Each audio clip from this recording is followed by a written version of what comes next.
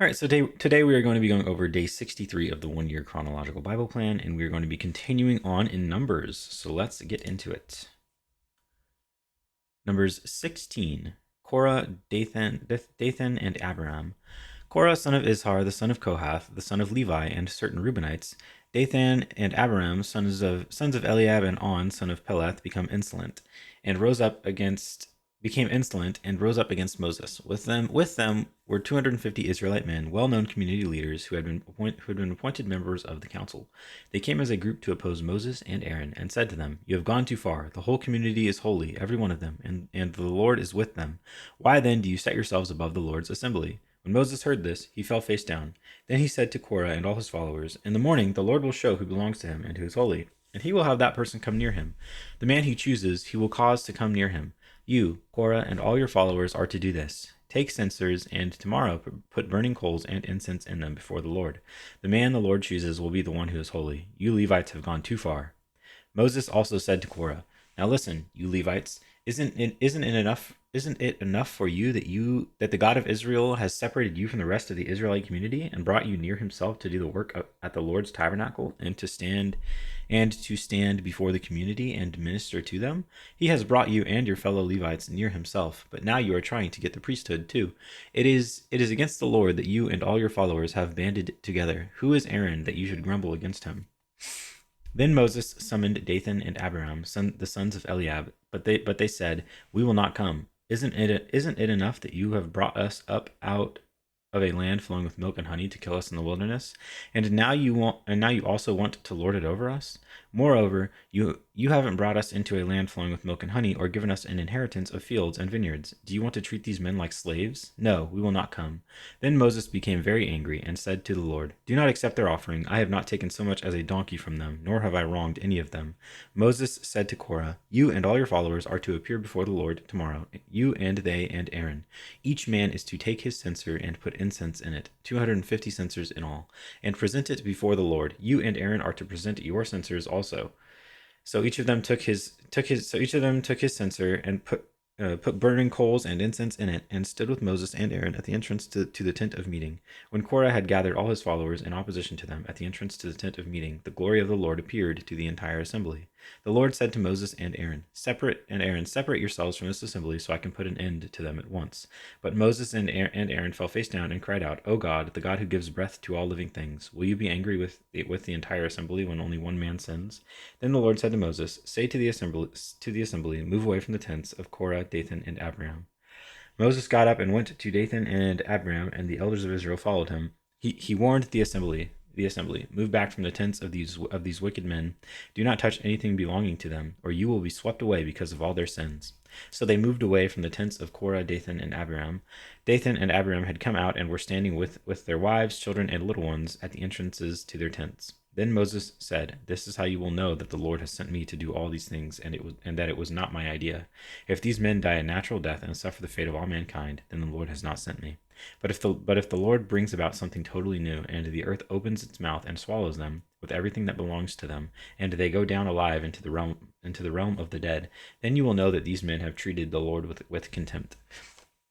As soon as he finished saying all this, the ground under them split apart, and the earth opened its mouth and swallowed them and their households, and all those associated with Korah, together with their possessions. They went down alive into the realm of the dead with everything they owned. The earth closed over them, and they perished and were gone from the community.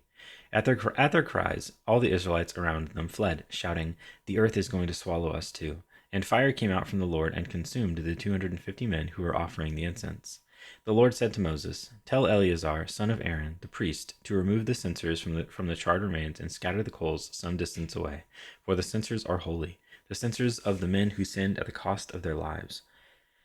Hammer the censers into sheets to overlay the altar, for they were presented before the Lord and have become holy. Let them be a sign to the Israelites." So Eleazar the priest collected the bronze censers brought by those who had been burned to death, and he had them hammered out to overlay the altar, as the Lord directed him through Moses. This was to remind the Israelites that no one except a descendant of Aaron should come to burn incense before the Lord, or he would become like Korah and his followers.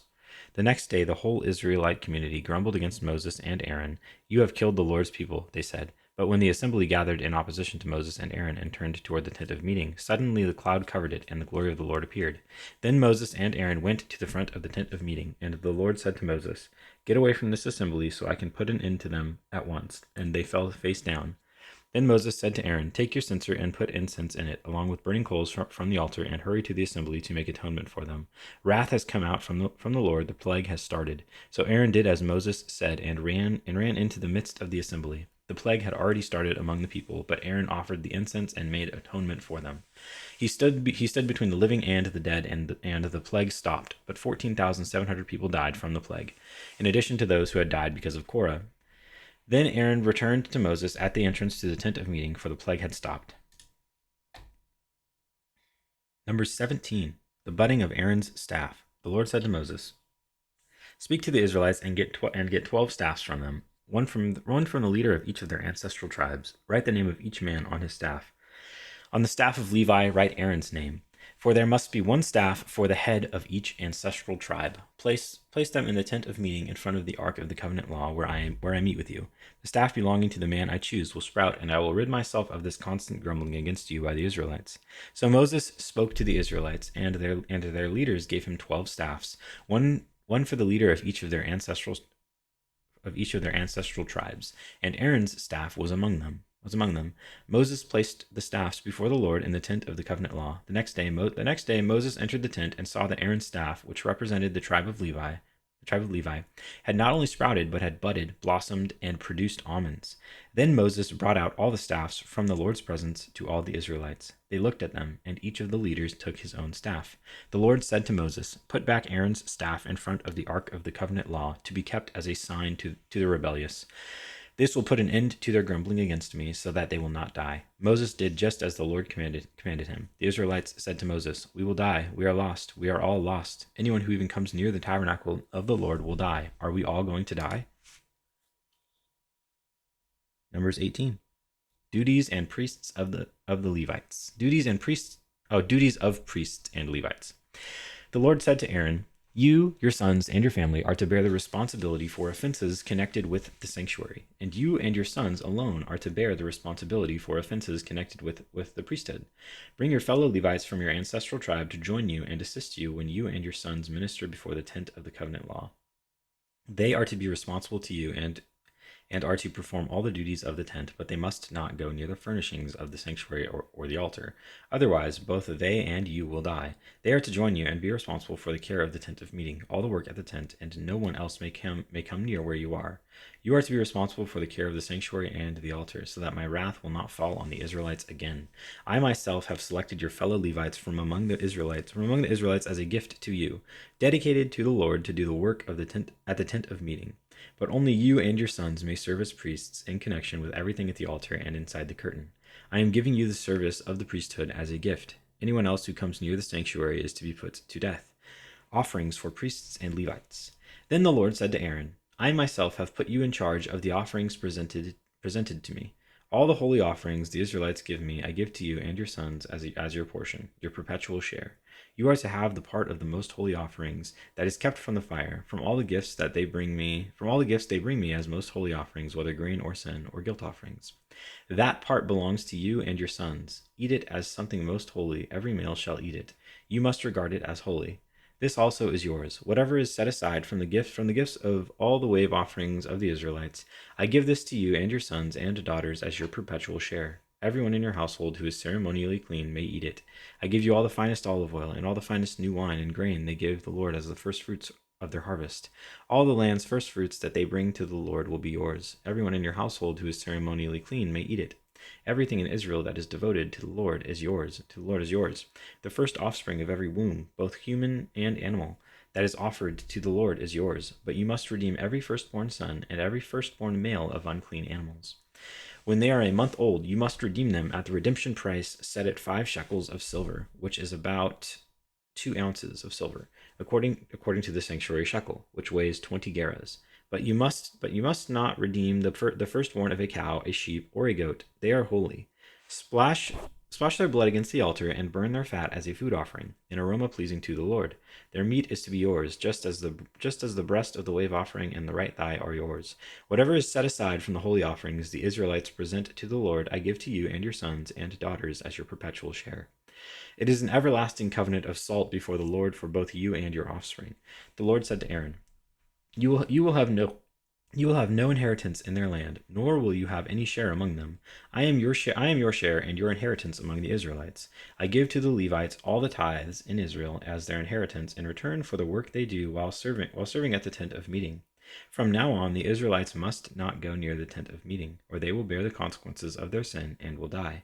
It is the Levites who are to do the work at the tent of meeting and bear the responsibility for any offenses they commit against it. This is a lasting ordinance for the generations to come. They will receive no inheritance among the Israelites. Instead, I give to the Levites as their inheritance the tithes that the Israelites present as an offering to the Lord. That is why I said concerning them, they will have no inheritance among the Israelites. The Lord said to Moses, Speak to the Levites and say to them, when you receive from the Israelites the tithe I give you as your inheritance, you must present a tenth of that tithe as the Lord's offering. Your offering will be reckoned to you as grain from the threshing floor or juice from the winepress. In this way, you also will present an offering to the Lord from all the tithes you receive from the Israelites. From these tithes you must give the Lord's portion to Aaron the priest. You must present as the Lord's portion the best and holiest part of everything given to you. Say to the Levites, when you present the best part, it will be reckoned to you as the product of the threshing floor or the winepress. You and your households may eat the rest of it anywhere, for it is your wages for your work at the tent of meeting. By presenting the best part of you, by presenting the best part of it, you will not be guilty in this manner. Then you will not defile the holy offerings of the Israelites, and you will not die. And that is day 63.